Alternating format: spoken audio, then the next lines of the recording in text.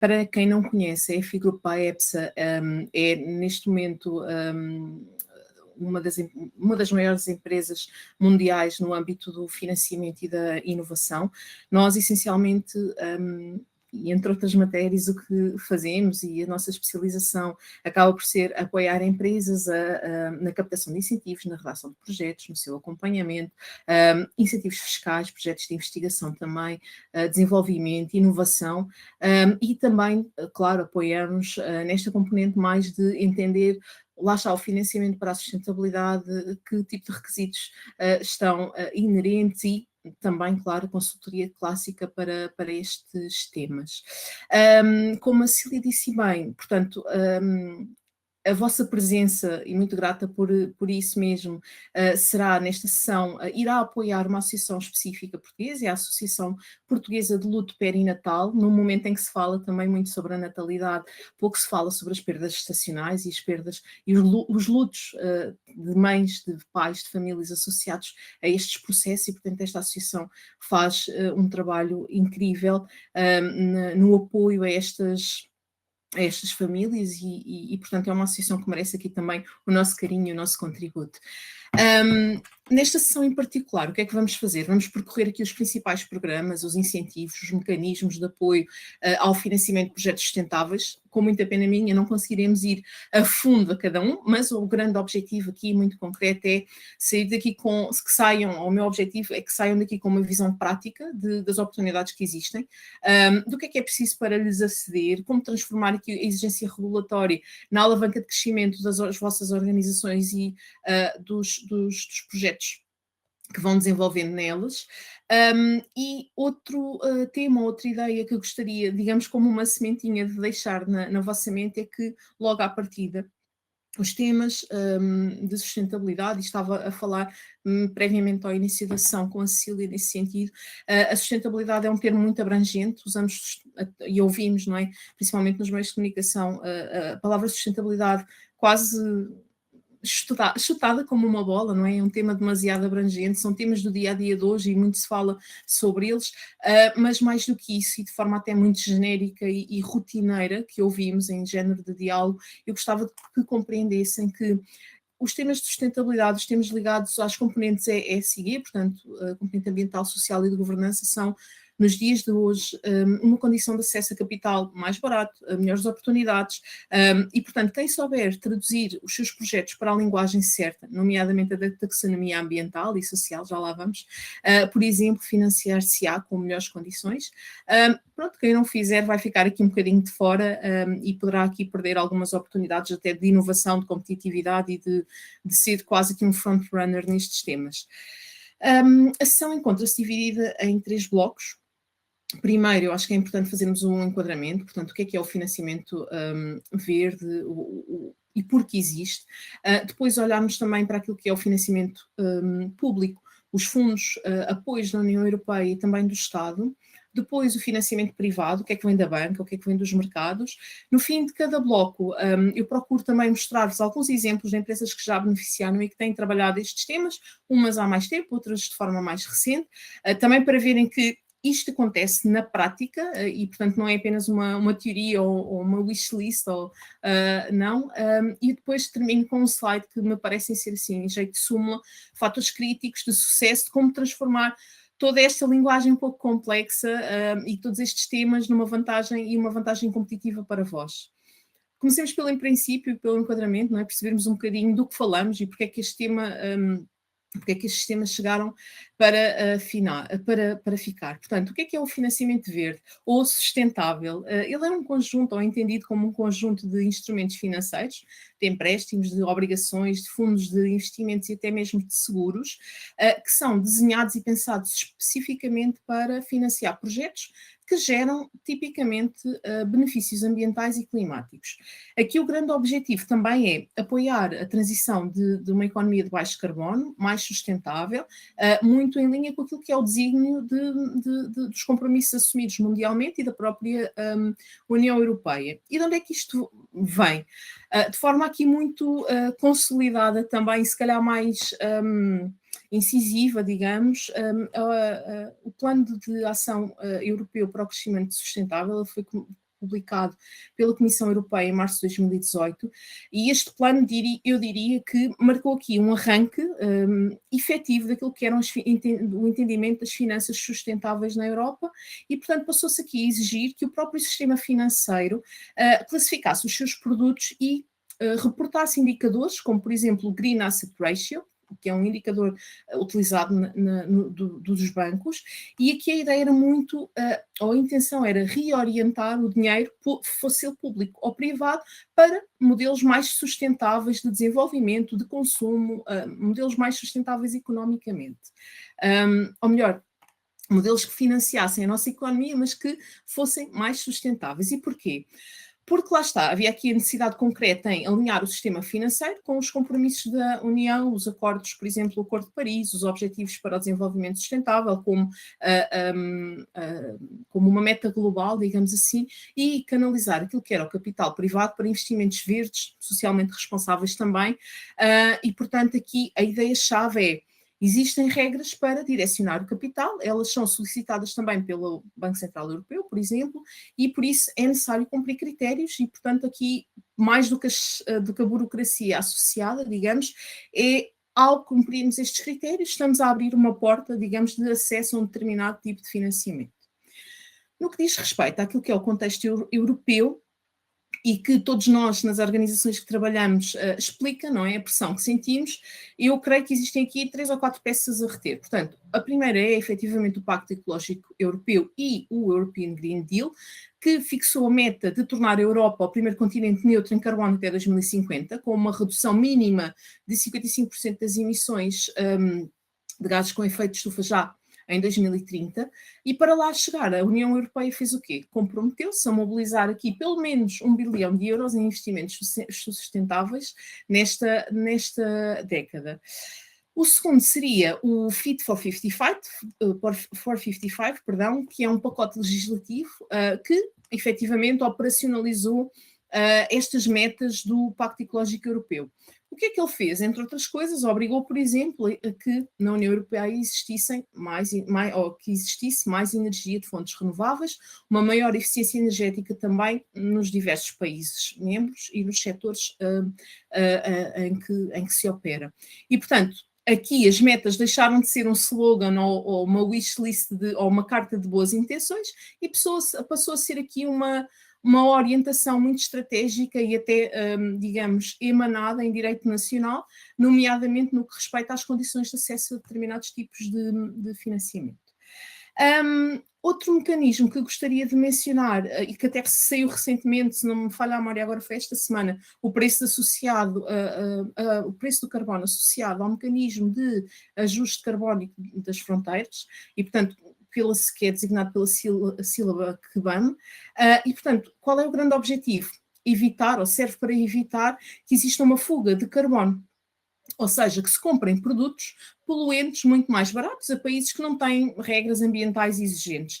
Aqui há quem diga também aqui um bocadinho penalizando aquilo que é a capacidade, também a competitividade, digamos, da indústria europeia, mas a União Europeia está muito acérrima neste tema e, portanto, passa a aplicar um preço de carbono às importações de materiais intensivos de CO2, como, por exemplo, o aço, o cimento, o alumínio, e, portanto, isto toca diretamente, por exemplo, no setor da construção, entre outros, no Habitat, pronto, tem muitos outros.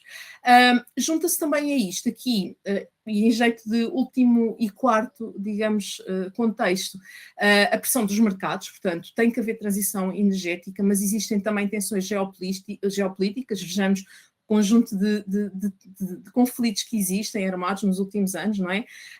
Os riscos climáticos também nos empurram cada vez mais para a mobilização de capital, cada vez mais se olha para aquilo que é o risco climático como uma perda efetiva de capital. Claro, de vidas humanas já existia, mas há aqui uma perda de ativos, há uma perda de capital e, portanto, isto importa para mobilizar o dinheiro. Ao mesmo tempo vão aumentando também as exigências de reporte ESG e, portanto, há aqui um resultado entre o risco, a incerteza, a regulação crescente e isto para as organizações acaba por ser também uma orientação de mais legislação. Falávamos há pouco, eu e a Cecília, aqui um bocadinho em off, sobre até a nova diretiva das embalagens, das alegações ambientais, enfim, isto é um novo normal para as organizações, que é qual é que é o pano de fundo? Onde é que estão as oportunidades? O que é que eu tenho que cumprir? E estar um pouco sempre alerta sobre este tema, porque isto realmente é o contexto europeu a mudar dia a dia. E, portanto, aqui também acho que a pergunta que dá ao mote um bocadinho a esta sessão e o porquê desta sessão ter sido pensada, a pressão é só uma pressão regulatória, como se fosse quase uma checklist que a minha organização tem que cumprir, ou eu devo encarar este tema como uma oportunidade competitiva, antecipar algum risco e colocar-me também de forma mais competitiva na dianteira face aos meus concorrentes. De forma muito honesta, e não querendo aqui ser utópica, é as duas coisas, ok? Eu acho que depois aqui há uma diferença em como é que cada empresa a lê e quer aproveitar. Claro que quem só olha para a componente da obrigação acabará por viver muito ligado e digamos, quase circunscrito àquilo que é o cumprimento dos mínimos. O que é que diz a legislação? O que é que eu tenho que cumprir? E é isto. Para outros, pode haver aqui uma maior oportunidade, se olharmos para isto com, ok, se eu posso fazer e posso ser aqui um destaque na forma como eu produzo, na forma como a minha organização opera, então até pode ser uma porta de entrada para o financiamento mais barato, com melhores condições, para clientes também e para mercados, porque as empresas não trabalham sozinhas, pertencem sempre a um ecossistema, a um nicho de negócio, trabalham numa cadeia de valor e, portanto, os clientes, os nossos investidores também pedem algumas credenciais no âmbito do ESG, em particular no âmbito ambiental, e, portanto, isto é uma vantagem que é, eu diria, até difícil de copiar entre empresas.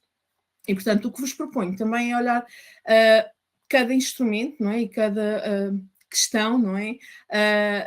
Não como um tick in a box, portanto, uma caixinha a assinalar, mas como uma alavanca a usar. Ok, vou quase, como se costuma dizer, partir o elefante às fatias, vou aqui solucionando os meus problemas para alavancar a forma como a minha organização opera e como melhora continuamente nestes temas e como acede a financiamento de forma mais inteligente e portanto, não só num contexto de não existir ou de não dar asa a um incumprimento regulatório, mas também de ser mais competitivo para todos. E porquê é que isto, lá está, mais uma vez, é tão relevante para tão variados setores, construção, habitat, a indústria como um todo, enfim. Mas aqui, se olharmos em particular, por exemplo, para o setor da construção, o edificado, não é? É ao mesmo tempo parte de um grande problema. Se nós olharmos assim, se nós formos observadores, não é? Portanto, os edifícios representam, não sei se têm esta ideia, perto de, se não me falha a memória, 40% das emissões.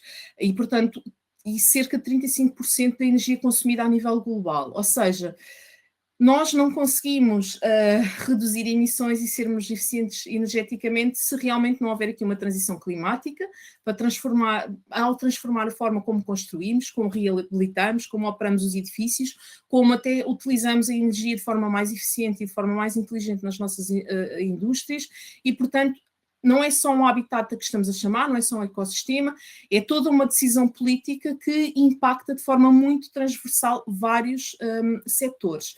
E claro que estas exigências também têm de acesso aqui ao dinheiro, também têm que ter alguma peça central, e esta peça central, não sei se já ouviram falar, mas é a taxonomia europeia que veio aqui, digamos, trazer um vocabulário obrigatório para aquilo que é, e aqui muito focado na componente ambiental, ok, o financiamento verde. E, portanto, isto é quase como um dicionário que define, de acordo com aquilo que é o nosso caso de atividade, objetivos, critérios claros, para acesso a apoios. E, portanto, se o vosso projeto não tiver aqui de forma muito antecipada, escrito, permitam-me assim, nesta língua, o financiador não vai classificá-lo como verde, portanto, vocês não vão conseguir captar ao financiamento e no caso, eu trouxe aqui o caso, por exemplo, do edificado, tanto para o setor construção como para o setor habitat, mas, por exemplo, para edifícios novos, sempre que temos um promotor, por exemplo, que quer fazer um edifício novo, o consumo de energia primária tem que ficar pelo menos 10% abaixo do limiar NZEB. Tem que ter uma certificação energética obrigatória e acima de 5.000 metros quadrados é preciso calcular e divulgar o potencial de aquecimento global deste edificado.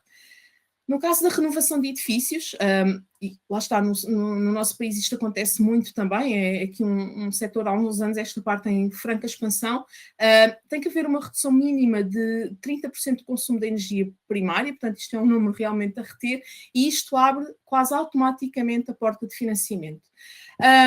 No caso até da eficiência, por exemplo, de como comprovar a eficiência, existe-se a avaliação no ciclo de vida, por exemplo, com normas específicas. No caso dos materiais, valorizam-se, claro que as organizações façam as suas escolhas informadas, como, por exemplo, qual a percentagem de reciclado que incorporam, se é ou não de base biológica, se é possível reutilizar, se existe algum tipo de modularidade associada ao seu produto ou serviço, como é que é feito o uso eficiente de matérias-primas, ou seja, o que é que a banca está a olhar? Qual é o risco, não é, de eu não cumprir um determinado critério dado aquilo que é o conceito da taxonomia para cada caio de atividade. E é muito isto que é, digamos, a linguagem e que contribui, lá está, para aquele indicador que falei há pouco, o Green Asset Ratio, é traduzir o projeto para indicadores que separam, digamos assim, quem é capaz de chegar ao financiamento, quem é que o consegue captar e quem não consegue captar. Ao nível, por exemplo, ainda aqui um exemplo prático da reabilitação energética, por exemplo, pelo menos 30% da energia primária, lá está, é elegível para a taxonomia, pode captar financiamento verde. Cabe aqui o exemplo de, sei lá, coisas mais diretas, substituição da climatização antiga, por bombas de calor de alta eficiência, instalar uma gestão inteligente de energia em edifícios públicos e privados. Aliás, o PRR, se não me falha a memória, está prestes também a acabar este mês.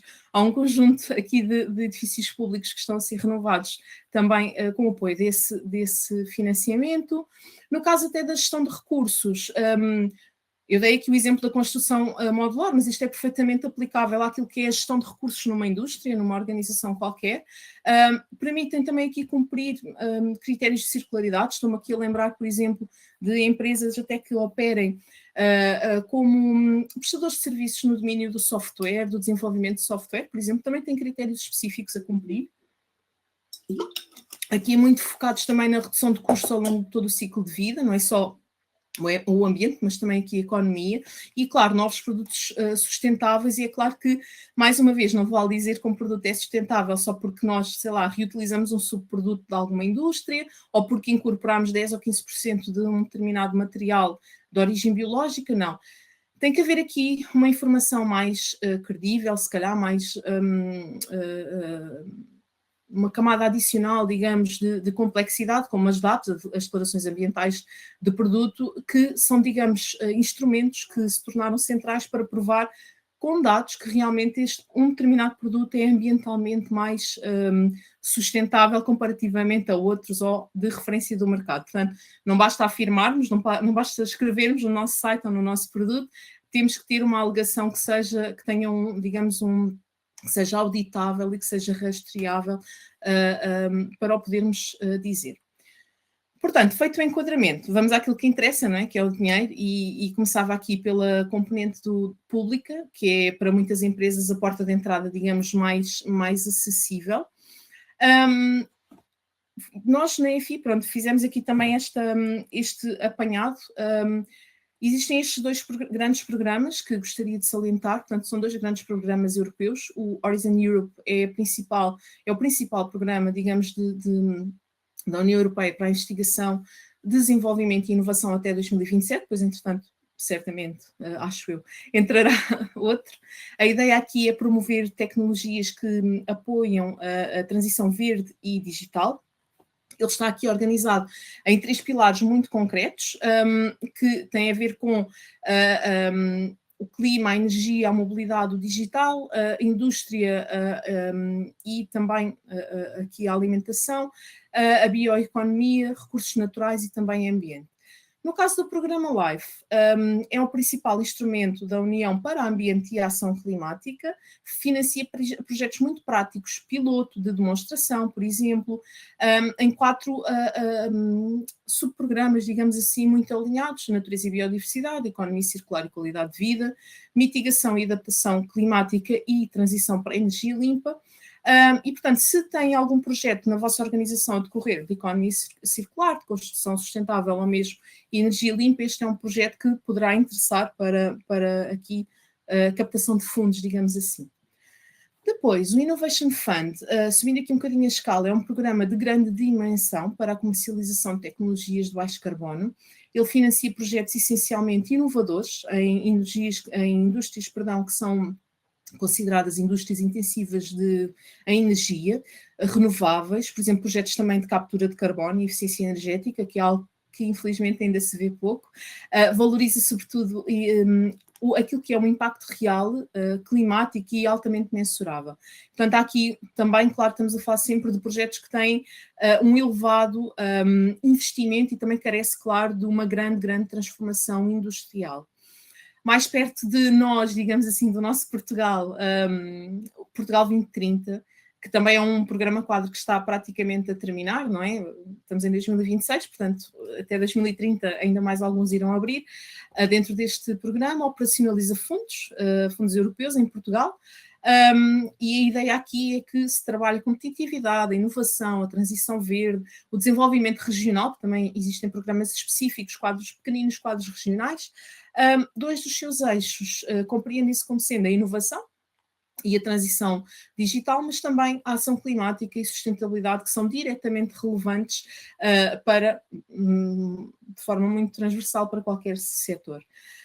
E aqui, claro, passa por uma boa parte do apoio àquilo que tem sido o apoio ao desenvolvimento e à inovação nas empresas portuguesas. Ainda na componente pública temos duas ferramentas muito úteis, algumas se calhar aqui, ou se calhar estas eu diria que se calhar mais desconhecidas. O Banco Português do Fomento é o Banco Nacional de Fomento e tem aqui como missão, apoiar e desenvolver e atuar, digamos, onde o mercado falha, incluindo aqui na transição sustentável. O Banco Português do Fomento gera várias linhas de financiamento verde, nomeadamente algumas com garantia mútua para a eficiência energética. E também tem como parceiro da Comissão o InvestEU e mobiliza mais de 3 mil milhões de euros para investimentos sustentáveis. A segunda, se calhar mais desconhecida, é a concessão ecológica de produto. O CIFID, digamos, é aqui um incentivo financeiro, um incentivo fiscal, perdão, muito interessante.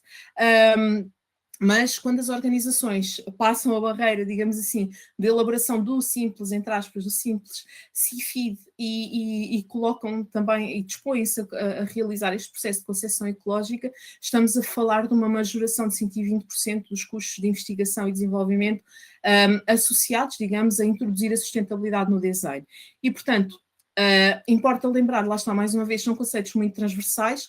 O ecodesign aqui não é só eficiência energética, envolve todo o ciclo de vida, estamos a falar de materiais, de durabilidade, dos impactos ambientais ao longo do ciclo de vida, que têm que ser, digamos, de alguma forma reelaborados ou repensados, a reparação, o fim de vida, e portanto desde 2024 até a União Europeia tornou obrigatório que muitos produtos cumpram requisitos ecológicos e pelo que o CIFID também é uma forma, digamos, de antecipar essa exigência e de começar a trabalhar este tema, lá está, antecipando os instrumentos regulatórios. Como casos reais em Portugal de financiamento público, eu trouxe alguns, existem muito mais certamente, e perdoem-me os que não estão aqui expostos, mas para vos mostrar que acontece mesmo, ou seja, há muitas empresas a trabalhar este tipo de mecanismo de financiamento público. Por exemplo, aqui eu trouxe o caso da Simpor, tem o Centro de Produção de Sozelas, são projetos financiados pelo Plano de Recuperação e Resiliência, aqui muito focado naquilo que é a descarbonização da indústria e o hidrogênio verde. Aqui com um foco também de redução de várias toneladas de CO2 por ano.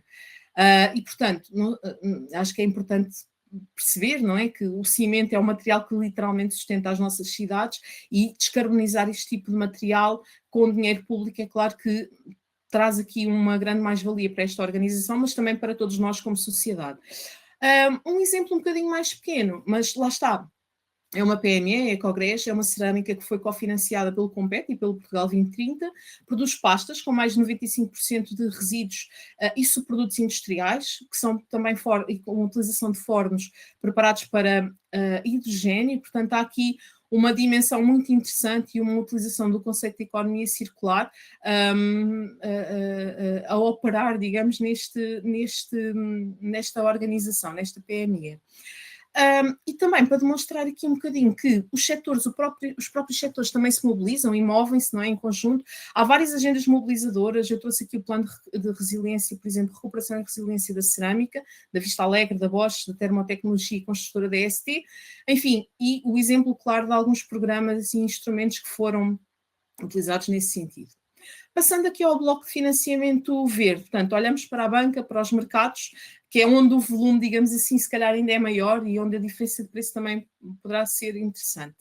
Começo pelos green bonds, as obrigações verdes, são basicamente títulos de vida, títulos de dívida, perdão, cujo dinheiro é usado em exclusivo para financiar projetos com benefício ambiental. Ou seja, estamos a falar de energia limpa, mobilidade verde, construção sustentável, gestão de recursos, conservação. E, portanto, além de financiarem o projeto em si, também reforçam aqui, digamos, para os investidores a credibilidade ESG das organizações que os fazem. E também, claro, isso atrai outros investidores. No caso das Green Loans, estamos a falar de empréstimos verdes, crédito bancário que é destinado, por exemplo, e também exclusivo a projetos ambientalmente sustentáveis. Seguem o princípio dos Green Loans Principles, da LSCMA e da ICMA, que existem essencialmente que os fundos sejam usados apenas em projetos verdes. O processo de seleção é muito claro e rigoroso e existe também um reporte periódico e de gestão transparente para garantir que realmente estes empréstimos, digamos assim, cumprem todos os critérios.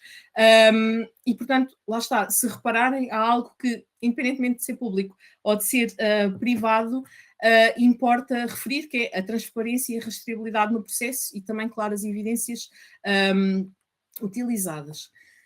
Depois aqui, há uma variante também muito interessante, que são os Sustainability Linked Loans, que basicamente aqui o dinheiro não fica propriamente preso a um projeto, como é o custo do empréstimo. Quanto melhor for um determinado desempenho de um KPI, eu lembro-me, estou aqui a pensar, a Motengil fez há relativamente pouco tempo, se não me falha a memória, do indicador associado à segurança e saúde no trabalho, mas era um Sustainability Linked Loan, se não me falha a memória, e portanto aqui, quanto melhor for o desempenho de um determinado KPI da organização, menos juros pagam e há aqui um incentivo direto para fazer melhor. No caso das Venture Capital Verde, digamos assim, é um capital de risco verde, é um investimento privado que apoia aqui essencialmente startups e projetos inovadores com um impacto ambiental positivo.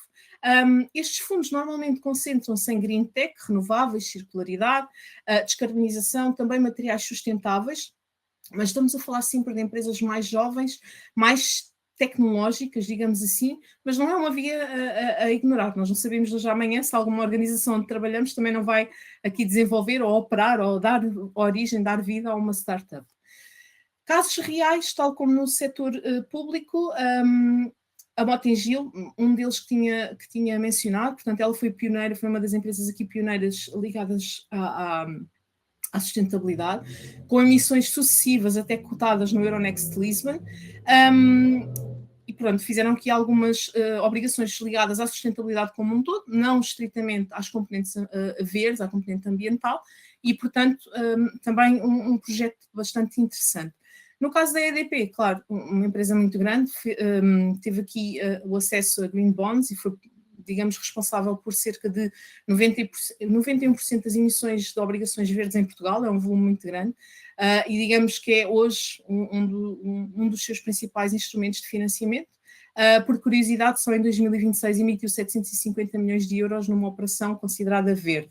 A Corticeira Amorim aqui outro exemplo interessante, na fileira dos materiais, publicou em 2024 aqui o primeiro enquadramento de financiamento verde ligado à sustentabilidade. A Casa Mendes Gonçalves, um exemplo até relativamente recente, foi a primeira empresa portuguesa a emitir um social bond de cerca de 2,5 milhões de euros com a Caixa Geral de Depósitos para um projeto social muito, muito interessante. Convido-vos a pesquisar e a acederem. Aqui o grande objetivo era dar habitação condigna, digna, neste caso, a trabalhadores vulneráveis na Golgã, portanto, no seu ecossistema de atuação, próximo da sua comunidade, e, portanto, sejam obrigações sociais verdes ou de sustentabilidade, a ideia aqui é que existe uma grande amplitude naquilo que é considerado financiamento sustentável e, em particular, este privado, digamos assim, e que, enfim, traz muito mais valias às organizações que os fazem. Em jeito quase aqui a chegarmos ao fim, fatores críticos de sucesso, poderiam ser muitos mais, eu listei aqui, digamos, num slide o que resume algumas das coisas que vos falei hoje. Portanto, Antecipar a regra, eu diria que é o primeiro fator crítico de sucesso. Portanto, se nós só nos movermos, ou se as nossas organizações só se moverem por uma questão de obrigação, quer dizer, nós vamos chegar aos apoios, não é? Eles estão em aberto, mas quem já prepara estes sistemas chega numa vantagem competitiva, consegue chegar primeiro ao mercado, submeter projetos mais interessantes. Segundo, falar a taxonomia, porque é realmente a taxonomia e os seus atos delegados, seja o ato delegado do clima, a sua alteração e o ato delegado do ambiente, são documentos, apesar de muito grandes, muito interessantes para percebermos o que é solicitado e o que é considerado como necessário para dar cumprimento e em termos de critérios até de elegibilidade para tornar o projeto financiável. E, portanto, sem isso, nem sequer entramos na fila, digamos assim, para submeter o projeto. Em terceiro lugar, medir e provar, seja através de dados, medições diretas, estudos, por exemplo, do não significant harm, declarações ambientais de produto, certificações, sejam elas obrigatórias, voluntárias ou, enfim, decorrentes de alguma obrigação de conformidade com algum cliente ou algum investidor. Não basta dizermos algo, não é? Não é o rótulo que importa apenas, também temos que saber e ter evidência de como comprovar.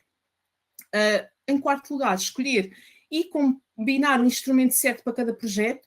Por exemplo, no caso do Portugal 2030, estou-me a lembrar, existem os projetos de qualificação. Se calhar para algumas empresas é um excelente projeto para, lá está, capacitar e iniciar, outros, sejam estes temas, sejam outros, mas se calhar para outras empresas tem que ser uma inovação produtiva, porque estamos a olhar muito para aquilo que é a aquisição de equipamentos, máquinas, pode ser o desenvolvimento produtivo. Então, conhecermos bem, perceber qual é que é o instrumento certo para cada projeto que a nossa organização vai fazer é muito, muito, muito útil. Muitas vezes também, por todas as razões e mais algumas, por falta de recursos, por falta de tempo, que as nossas agendas são todas muito complicadas, mas às vezes fazer o acumular do apoio público e privado também pode ser interessante. Depois o quinto, dominar o timing. Porquê? Os apoios abrem e fecham por avisos, são muito rápidos. Mesmo que às vezes se conheça o calendário, nem sempre abre naquela data, às vezes abre mais à frente, e aqui convém não descurar. Usar sempre mecanismos como registro de pedido de auxílio, por exemplo, ter a candidatura pronta, faz logo a diferença entre conseguirmos ceder àquele financiamento para darmos corpo ao nosso projeto ou perder a oportunidade e ficar para uma próxima, ou às vezes nem sequer ver a luz do dia.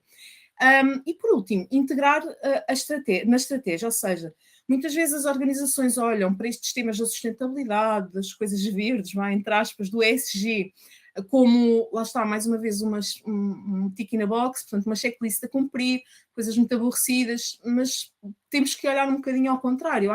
Parece-me que cada vez mais como é que eu posso integrar estes temas no meu negócio?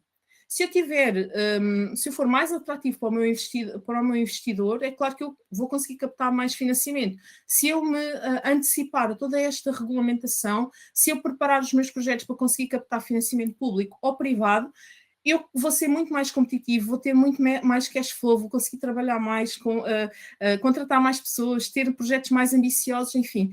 Ter realmente estes temas ligados ao negócio, e não precisa de ser tudo ao mesmo tempo. Podemos começar com coisas pequenas. Olha, agora vou trabalhar na eficiência energética, vou estar focada nisto. Agora vou olhar para a componente mais de, preservação da biodiversidade, porque o meu negócio é um negócio agrícola e faz sentido que assim seja. Não precisamos, às vezes, de começar logo com coisas demasiado complexas, mas colocar o ESG, ou os temas dentro daquilo que é o ESG do negócio, e fazer o reporte contínuo. E, portanto, não fazer algo assim, um anexo à pressa, um relatório só para mostrar à gestão. A ideia é que realmente se convertam estes temas cada vez mais para aquilo que é a linguagem do negócio, e isso fará toda a diferença. Portanto, a sessão já vai longa, creio que já me estendi aqui uns minutos e por isso peço-vos perdão. Chegámos ao fim.